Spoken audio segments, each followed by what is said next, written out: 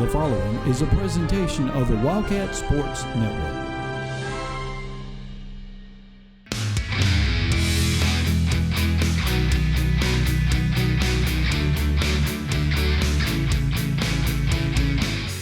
Hello everyone and welcome to Cat Chat, where we discuss the week that was and the week to come here in LC Athletics. I'm Sports Information Director Richard Tiberville, and it is now the month of April, and we have a brand new sale at lccatshop.com.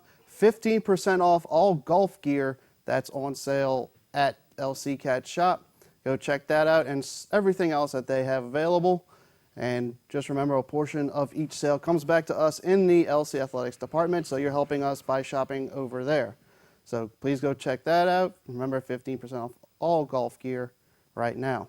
And now we are joined by the head coach of the Louisiana College football team, Drew Maddox. Coach Maddox, thanks again for joining us here today. Hey, Richard. How are you? Tough way to end the season. Unfortunately, let a lead slip away late against McMurry and end your season at 2-3. But once again, we got to talk about the play of Devin Briscoe. Another 200-plus yard rushing performance and another spot on the D3Football.com National Team of the Week. Yeah, it's for sure. He's a great player. He's done a great job. You know, coming here, he transferred in, and he's done a great job of just buying in. He's kind of what we can kind of point to that and say, look, that's what working out looks like. That's what practice looks like. That's why he does so well. You know, he does that in practice. Come watch on Tuesday and Wednesday, and he does all that during practice. So he's done a great job, and we're happy that he got those awards. He should have. After kind of getting to watch, the team for a few games, you kind of get the idea or the feel of it. And just watching him play, it's like he's not the guy who's going to beat you out to the edge, it looks like, but he's going to go right up the middle. He's going to find that little seam, and before you know it, he's 10 yards downfield. Yeah, he can kind of do it all. He can beat you on the edge. It looks like he goes faster when he gets in the middle, because if he's untouched, he's fast, so he can roll. And very shifty. Yeah, he is. He does a really good job. He really does. And then second half, it sort of seemed like things maybe stalled a little bit when you lost Sal Palermo early in. James Powell came in, did a good job, and was leading the team down the field, but it just a couple of bad penalties called against you guys, kind of scuttled some good drives and kept some of their drives alive that came on possession downs. Yeah, so we're out there right after halftime. We come out, we make a long drive, eat up most of the third quarter, just runs. Sal went down, James comes in. James does a good job. I trust James to come in and play well. He does. He plays for us. So anyways, he comes in, we do a good job. We get down there, we make a dumb penalty. I mean, at the end of the day, it's a learning process for us here to figure out how to win. When you haven't won for so long, you have to figure out how to win. And we had 2 games this year where we kind of, stopped ourselves. Belhaven and this past week at McMurry, had a dumb penalty and pushed us back. We got no points right there. I'm not very smart, but if we get a field goal or a touchdown right there, we lost by 1, we would have won the game. So that's how important that penalty is. And you don't realize it because it's, 4 minutes in the third quarter. Who cares? We get it back. No, you can't. No, you can't. You lost by 1. And so it's a learning process. We have to be able to keep our emotions in check no matter what's being said, no matter what's being done, and be professionals. And that's something that we talk about, for our football team, be polite, be professional, and prepared to meet any situation that we're in. So we have to make sure we're professional and have our head in check right there. And then a couple of defensive I don't want to say miscues, because some of the penalties that were called were iffy. I'll be the one to say it, so it doesn't get you in trouble. They were questionable from where I sat up in the press box, and I don't know how you saw things. I'll let you say on that in private. But at the end of the day, a couple of those big penalties came on possession downs, and it extended McMurray drives that were over and allowed them to score. Yeah, I'm not going to say too much on those penalties. I said it for you. Yeah. I said it for you. So, You're good. we had one. They said Julius Johnson sacked the quarterback on 4th down. Ball game. That's a football game. It's over. They said he hit him low. We watched on the film. I don't know where they want him to hit him. I guess next time, more, whatever. But it is what it is. Times like that, somebody just got to make a play. There's still times like that you just can't say, well, it's a penalty. It's not. It was other things. It was the way that we practiced earlier in the week. We didn't practice very well that week and all that, and that's on us as coaches to make sure that they do that and make them understand. That's part of the process of building a championship program is to make everybody understand that every day counts. You don't just win on Saturday. You don't just show up on Saturday and play hard and expect to win. You got to do it on Tuesday through, all the way through. So. Anyways, we're getting there. We're going to get there. We're going to be all right. But now your first season as a head collegiate football coach at your alma mater is now complete. 2-3 season. As you kind of take in the season in totality, how do you feel the team has come along? Greatest improvement, stuff that needs to be most improved or more improved as you go into the fall? Yeah, so I would say, our discipline's got to get better. We can't let our emotions overwhelm us and put us in bad spots. So our discipline has got to get better, and we can do that. We still haven't had a full, because of COVID, we still haven't had a full all-season program. So that was something. The good news is they fought. We were in every game. I mean, you passed the first half of the last 2 quarters of Mary Hardin Baylor, every other game, we're either winning or we came back and won or whatever the case may be. And so we're in every single game. We got competitive immediately, and that's something that I look forward to. It actually happened maybe a little faster than I thought it would. We got the claw back. That was a great day.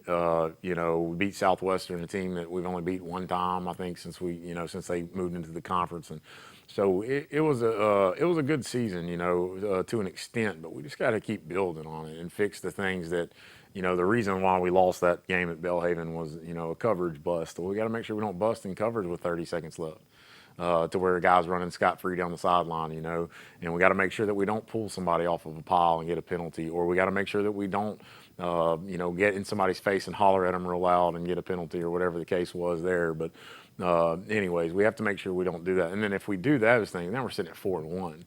If we do those things right, we're 4-1 right now. We're talking about, hey, we went 4-1 and we lost to Mary Hardin Baylor, and that was a 14-point game at halftime. We're in that game until 3 minutes, 4 minutes left in the third or whatever. But so it was a good season. We just got to keep getting better. There's a lot of things to be improved on, and we started. We'll start pretty soon, anyways.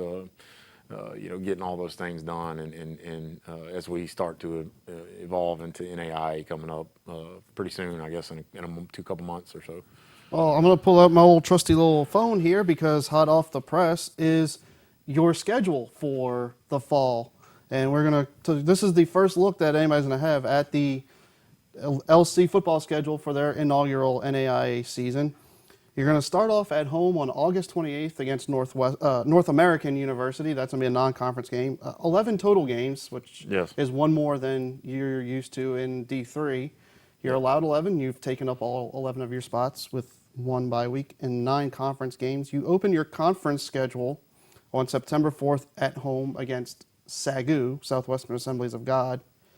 And then the week after that is your 1 game against a D1 foe, FCS Abilene Christian. You go on the road for that. That should be an interesting contest. Yeah, it'll be exciting. Anytime you get when you come here to LC, sometimes guys are like, hey, we got slept on. We should have been at a higher school, a bigger school. Well, we're going to go play one.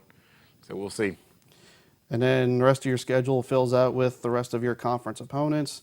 At Arizona Christian, I know that's going to be a long, long trip out to the desert Southwest. Yeah, we'll get to go. That's Glendale, I think, or something. Yeah, Glendale. Like that. So that'll be, You follow up a week at Abilene with a week at Glendale, Arizona. That's 2 long trips back to back. Yep.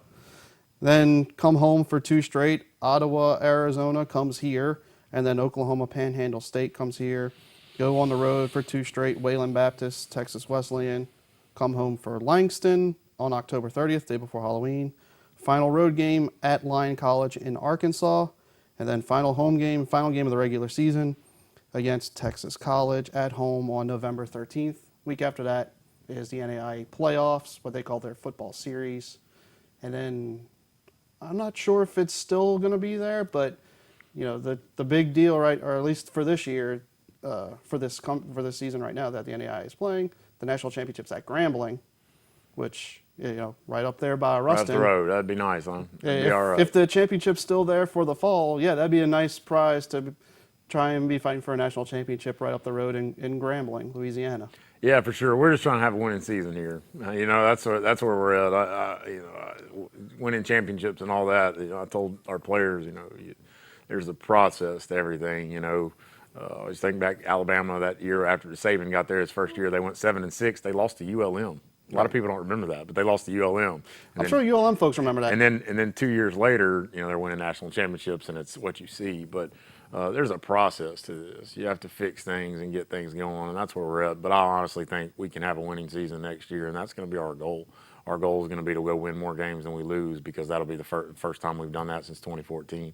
And so that's where we're at. That's how we're going to approach it, and just see where the cards fall. We're just going to go play our best and try to get a winning season. And if we get in the playoffs somehow, then maybe if we're at Grambling one day, that'd be amazing, And we kind of discussed the name on there is Abilene Christian in the non-conference game. But when you get into conference, what's the kind of team you've looked at and seen? Because I'm sure you've kind of given a little looking into the Sooner and see what you're coming up against. So this week, we ended our season on Saturday, right. And then we took off Sunday. The first day I think we've had off as a coaching staff since January or whatever. But anyway, so this past couple of days we've watched some stuff that we've seen online and stuff like that, just kind of looking to see what we're going to go up against and all that. They got some good teams in our conference. And I'm just ready to get into it. I haven't been able to break down film because we don't have any of those guys yet. We haven't exchanged film or anything like that. But stuff I can find on YouTube and things like that. But it's a good. There's some good opponents over there. I mean, Arizona Christian, I think they just won the conference for football. So we're excited to get into it and compete and see what we can do. We're just trying to build over here at Louisiana College right now. But I hope that at some point in time we can compete for that thing. Well, times have not been set yet for any of those games, so a full schedule release is still coming. But there's your first look at the 2021 LC football schedule. We're looking forward to the move to NAIA and the Sooner Athletic Conference for football, and it's going to be a fun time, I believe. I think so too. We're excited about it. We really are. I've said this before, but it's going to be nice to get out and go and compete somewhere else. And we've had some games in the past. I think in 2016 we played Texas College, and in 2017 we played Texas Wesleyan, or not Texas Wesleyan, I'm sorry, Wayland Baptist. We're close geographically with some of these guys as well, so we know who they are, and it's going to be exciting. I'm excited to get into it. Well, as we kind of start wrapping things up here, we not only do we want to say congrats to Devin for the D3Football.com Team of the Week award, but also to Alex Ashby of the baseball team, who was named D3Baseball.com Team of the Week. Rolling. Baseball, yeah. Baseball's rolling. If Cat fans, if you haven't gone and checked out the baseball team, you need to, because they're rolling right now. 12-0 in conference. Big series this weekend against Laterno. So that should be a fun home series. So come out to Billy Allgood Field Thursday, 4 p.m. and then Friday at noon. It's Thursday, Friday this week because it is Easter. But you are right, Coach. They are rolling 12-0 in conference and receiving votes in the D3 baseball poll. Top 25. That's a big deal. Yeah, absolutely. So congrats to Coach Burns and the baseball team for the good start to the season. Alex Ashby for getting a D3Baseball.com Team of the Week nod. A second straight week an LC player has been on there. Dane Peterson was on it last week. So, yeah, the team is really rolling at this point. And then softball on the road at Laterno this week. And also, we want to give a congratulations to soccer's Arturo Riestra-Torrejon, who netted the first hat trick for LC men's soccer in more than 8 years this past Saturday against ETBU, and won Conference Offensive Player of the Week because of it. So congrats to Arturo for that big big accomplishment on the hat trick, because it doesn't happen all that much here at LC. It only happened now 3 times, and got the award because of it. So congratulations to student athletes for their performances this week.